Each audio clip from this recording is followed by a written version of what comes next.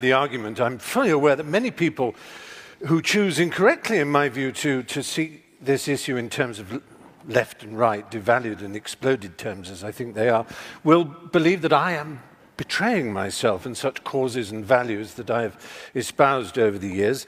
I've been given huge grief already simply because I'm standing here next to Professor Peterson, which is the very reason that I am standing here in the first place.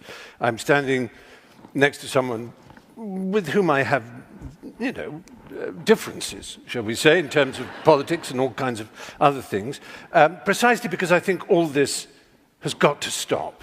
This rage, resentment, hostility, intolerance, above all this with us or against us, certainty. A grand canyon has opened up in our world. The fissure, the crack, grows wider every day.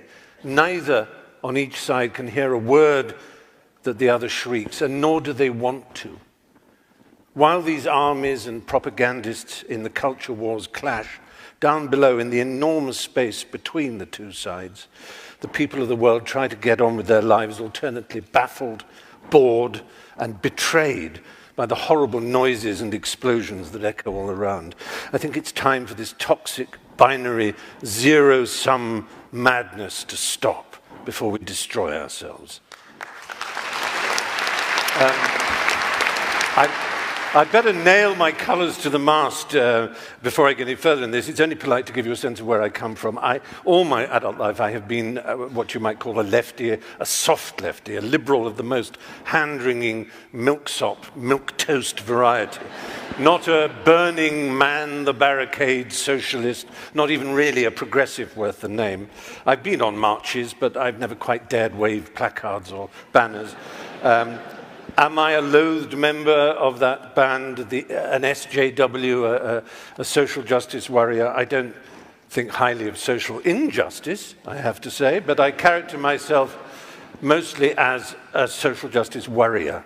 My intellectual heroes growing up were Bertrand Russell and G.E. Moore, liberal thinkers, people like that, writers like E.M. Forster. I believed, and I think I still do believe, in the sanctity of human relations, of the primacy of the heart and friendship and love and common interest. These are more personal, interior beliefs than they are political exterior convictions, more a humanistic version of a religious impulse, I suppose. I trust in humanity. I believe in humanity. I think I do, despite all that has happened in the 40 years of my adulthood.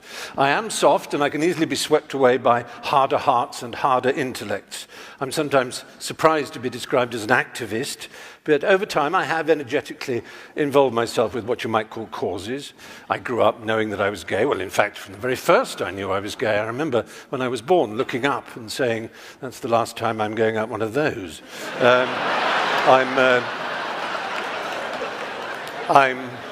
I'm Jewish. So I have a natural, obviously, horror of racism. I want racism.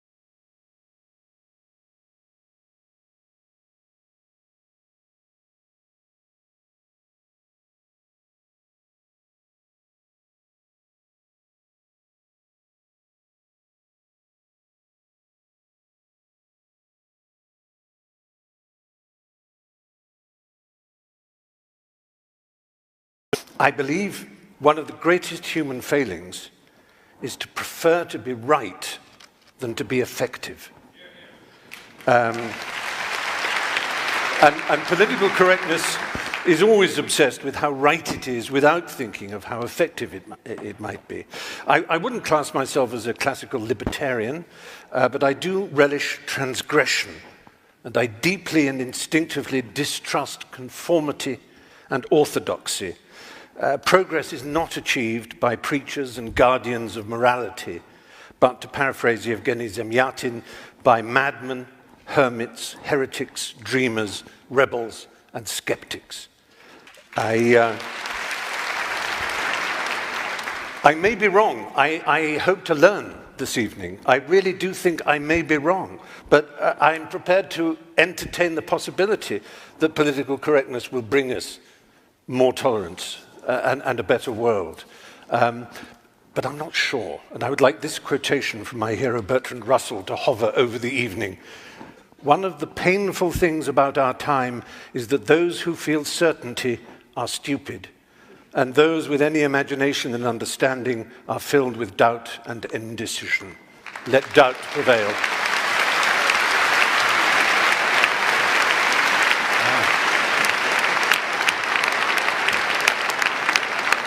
I'm going to go here. No, it's interesting to hear that there really doesn't seem to be a problem, but yet I think we all instinctively know that there is some kind of a problem. There isn't censorship. Of course not in the way that there is in Russia. I've been to Russia. I faced off with a deeply homophobic and unpleasant man, and there's political correctness in Russia. It's just political correctness on the right. And that's what I grew up with, political correctness, which meant that you couldn't say certain things on television. You couldn't say fuck, for example, on television, because it was incorrect to do so. And as always, the same reason was that someone would appear and say, I'm not shocked. Oh, of course, no, I'm not shocked. I'm not offended. I'm offended on behalf of others, young, impressionable, plastic minds, the vulnerable.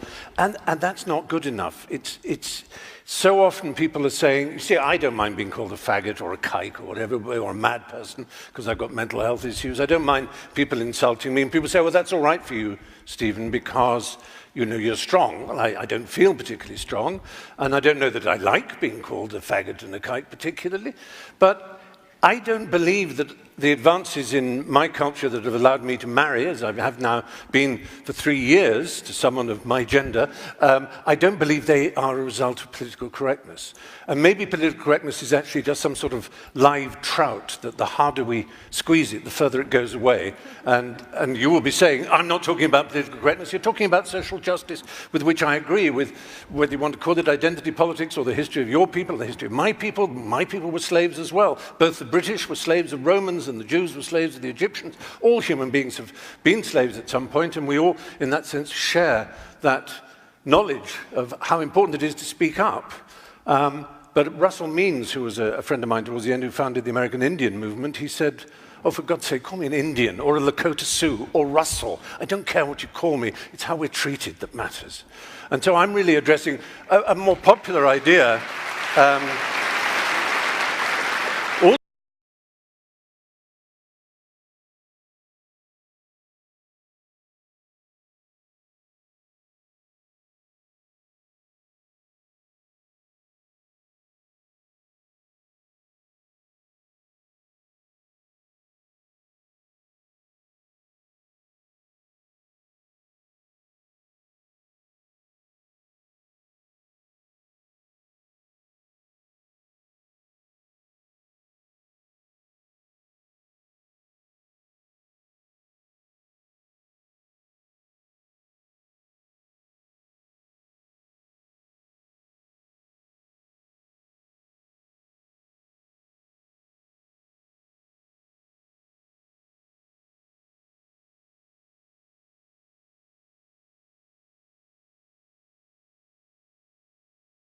Asked about why we aren't talking about political correctness. We're talking about politics, and that's fine. And I share exactly what you think about it. I'm not an enemy of identity politics per se. I can obviously see where it goes wrong and where it's annoying. Let's be empirical about this. How well is it working for you in America at the moment? Not well at all. Really isn't. Right. You can answer me in a moment. The reason that Trump and Brexit in Britain and all kinds of nativists all over Europe are succeeding is not the triumph of the right, it's the catastrophic failure of the left. It's our fault. We absolutely... My point is not that I've turned to the right or anything like that, or that I'm nice and fluffy and want everybody to be decent. I'm saying, fuck political correctness. Resist. Fight. If you have a point of view, fight it in the proper manner, using democracy as it should be, not channels of education, not language. You know, it's so silly. There's a chess rule, you know. In chess, the best move to play in chess is not the best chess move, it's the move your opponent least wants you to play. At the moment, you're being recruiting sergeants for the right. By annoying and upsetting, and instead of fighting, either fighting or persuading. But political correctness is a middle course that simply doesn't work. Well, are we in a cultural panic? Is the response, as Michelle says, commensurate with the moment? I'm very confused by this. Of course, I recognize the bestiality of Weinstein and the monstrosity of his behavior, and it was shocking to me. I actually worked for him. Script doctoring, as it's called. I never had the bathroom towel, but for pretty obvious reasons. But it's, grotesque, and I can't imagine how vile it must be for such a powerful man. And he was. I used to play a game at the Cannes Film Festival where, in his years of power, we're walking from one hotel at the end there, all the way up to the Palais de Festival. You would get 10 points every time you heard the word Harvey. And you'd usually, a 10-minute walk, you'd have 300 points. Because it was, Harvey's got the script, Harvey's got it. I've got a meeting with Harvey at the Majestic in the afternoon. He was immensely powerful. And I think that's obvious that someone in that position, abusing and threatening and hindering the livelihood of women is grotesque in the extreme. But I have to tell you, there is genuine feeling amongst many people I know that we can't speak our minds. We can't actually speak to the true nuance, the true depth of sexual, romantic feeling between men and women. It's not a subject I'm absolutely expert on, but it counts between men and men as well, though I know when it's men and men, you might say, well, that's different because women have had a different experience in history, and I don't want to enter that particular field, but I would say that there is real fear.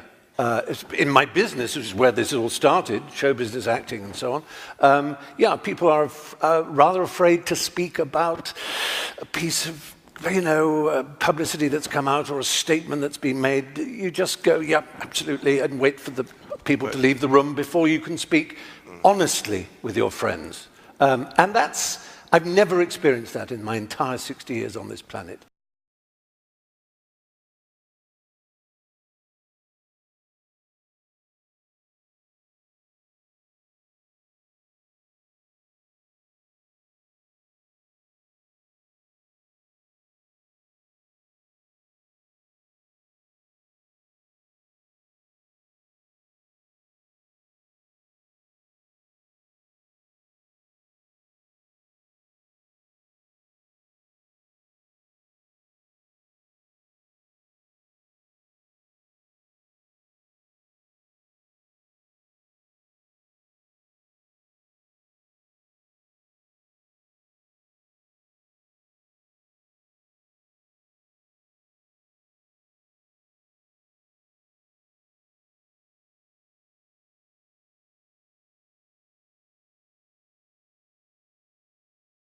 Thought about a lot and I can learn a great deal about, but that's not why I came to this debate. I was interested in what I've always been interested in, the suppression of language and thought, the closing down, the rationalist idea that seems beguiling, that if you limit people's language, it may somehow teach them a different way of thinking, something that would have delighted the inventors of George Orwell's Newspeak, for example. And it seems to me it's just implausible. It doesn't work. And that's what I mean by empirical. It doesn't stand an empirical test. It isn't experientially validated, as we see from the political landscape now, and I worry that we may in the future. So I'm sort of disappointed that the subject has just revolved around academia, which was predictable, because that's the sort of crucible in which these elements are mixed. But even more disappointed that really I haven't heard from Michelle or from Professor Dyson as to what they think political correctness is. Because what they've talked about is basically saying progress, in our view, is progress. Well, I agree. That's, yeah. So it is too. And good on progress. But How is it that you're saying that what we call political correctness, you call progress? That's what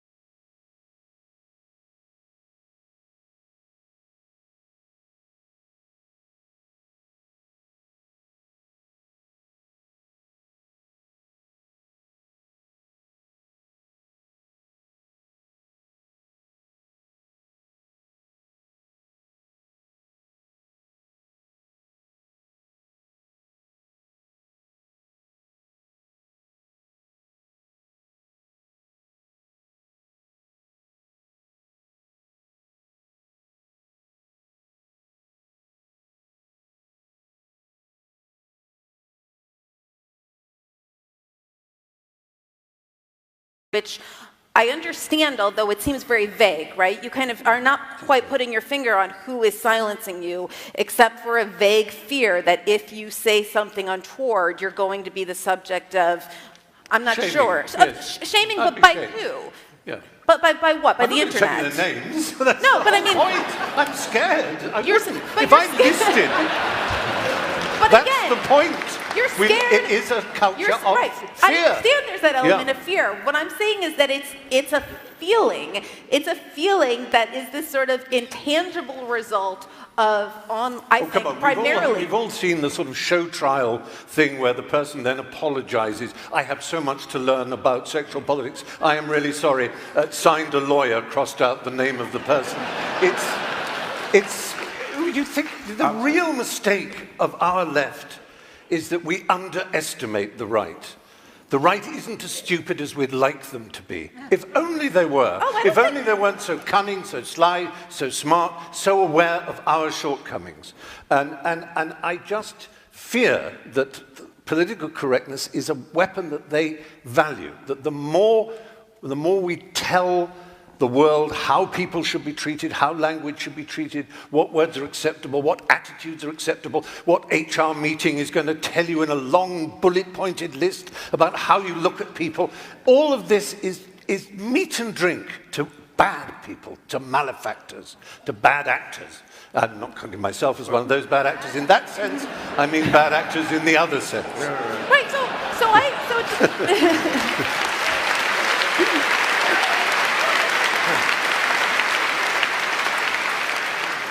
So there are, like I said, there are a lot of ways in which I agree with you, although I would like to hear, I mean, to turn it back on you, I would like to hear you say, what are the words that have fallen into disrepute that you think we should be resurrecting, right? I mean, to me, this is this area of like hotly contested social change right now, where a lot of people feel it's about words that have gone into disuse. It's very often phrases, jargonistic slogans, heteronormative, cisgendered, those kind of things. They're just an insult.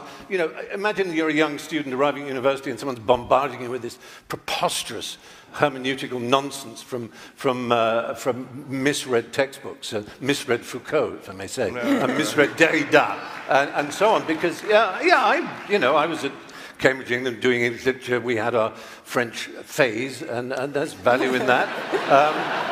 It's an interesting game, and it is. It's a place to. I think I'd just really say that the ghost hovering over me it's a letter Oscar Wilde wrote, and he said to Bosie, his love, he said, the fact that you didn't get a degree is nothing, but you never acquired what is sometimes called the Oxford manner, and I'll say for that, the university manner. Oscar said, I take that to mean the ability to play gracefully with ideas. I think that's disappearing from our culture, and I think it's a terrible thing. When I come into arenas like this, I understand that my back is up against the wall. But I think come and sit over here. I want to sit on. I want to sit on your lap. I want to sit on your lap in a while. But what I'm saying to you, but don't get excited. But what I'm saying to you, don't flatter yourself. Oh, well, that's all right. Thank you. Thank you both. We're just going to do a quick discussion with the online audience who's watching right now, just to get your reactions to the debate. And maybe to start with you, Jordan. There were some heated moments here. Did that surprise you, that the exchanges that you had with Michael Eric Dyson? Well, I wouldn't say it surprised me. Well, I suppose it probably did. It just didn't seem like a very good tactical move. You know, and I stand by what I said. I don't see any reason at all that my racial identity needed to be dragged into the discussion, independent of my personality proclivity. I would say what I just said to Mr. Fry here is that it was a pleasure sharing the stage with him. I've rarely heard anyone ever deliver their convictions with such a remarkable sense of passion and wit and forbearance and erudition. It was really something. Yeah. And Stephen, a challenging debate because in a sense we're trying to mesh two different views here, two different worldviews, one very focused more on identity politics, group identity. You, in a sense, having an argument really more about the larger culture itself and the tenor and tone of the conversation I within worried that I was being a little kind of scattergun, really, and that both scattergun and too specific, that I had just taken very literally the popular idea of political correctness as being a kind of control of language and a shutting down of certain phrases or an introduction of others, and the kind of day-to-day, as I say, human resource departments of corporations and that sort of thing, so I was slightly disappointed that it just became a debate about race and about gender and so on. But that was, I guess, natural. And I still, the fact is I'm still a lefty, but a soft one. I just don't have... I'm not too soft. Flabby, squashy in every sense. And I realize that that's not a political point of view, it is a personal one. Right. And the gap between the personal and the political, which is a space you're obviously very interested in as a psychologist, is one that is rarely explored. People are either so personal that it has no application in the outside world and the organization of human affairs, or they're so political and so much to do with structure and distinction between hierarchies and networks and so on, that they forget the individual. And that's the space in which the impassioned liberal lives, and it's not easy to do it because you often do sound rather wet, and I'm aware that I did. But I enjoyed it. Yeah, thank you for coming. Just finally, before I free you two both to a well-earned drink, anything left unsaid, Jordan? Any point that you wanted to make that you didn't feel you had the time or the opportunity? No, I don't think so. I said my piece, yeah. Great. Same question to you, Stephen. I know, I think I got across. I mean, there's so much you can talk about in that field, and I just wanted to leave with the point that I do want, like everybody, it's a no-brainer. We want the world to be fairer, juster, sweeter, kinder, but it's how you get there, and I felt that wasn't really addressed. Okay. Well, gentlemen, thank you both very much. From our online audience, a big thank you also, I know, to Jordan Peterson and Stephen Fry for participating in, a debate with some stakes on the table, for sure. Thank you, gentlemen. I'll see you in the reception.